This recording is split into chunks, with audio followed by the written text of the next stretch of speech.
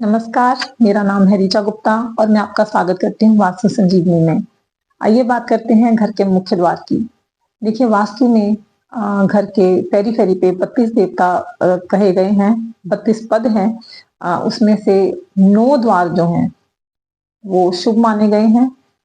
East में E3 E4, north में N3 N4 N5, south में S3 S4 और वेस्ट में W3 W4।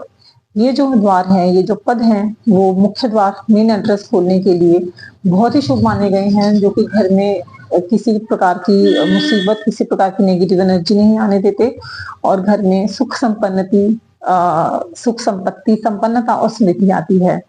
और अब बात करते हैं कि अगर आप वास्तु के जानकार नहीं हैं और आपने खुद देखनी है कि आपके घर का जो द्वार है, मेन एंट्रेंस है, वो इन दिशाओं में, इन 9 द्वारों, इन 9 पदों में आ रहा है कि नहीं आ रहा, तो मैं आपको डिग्रीज बता देती हूँ। आपके घर के जो द्वार है, मेन एंट्रेंस है, अगर वो आ रहा है ईस्ट में, तो वो होना चाहिए कुछ 62 से 84 डिग्री के बीच में, और अगर वो नॉर्थ में है तो 332 से 5.6 डिग्री के बीच में कहीं वो होना चाहिए।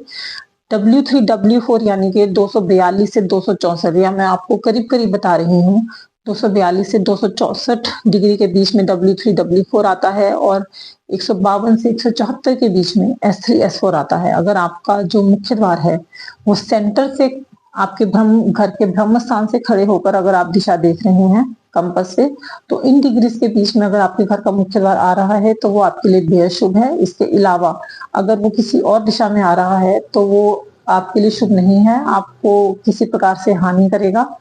और अगले वीडियो में हम जानेंगे कि अगर इन 9 पदों में से, इन 9 शुभ पदों में से किसी और पद में आपके घर का मुख्य द्वार आ रहा है तो उसकी रेमेडीज कैसे की जाएं। धन्यवाद। हर हर महादेव।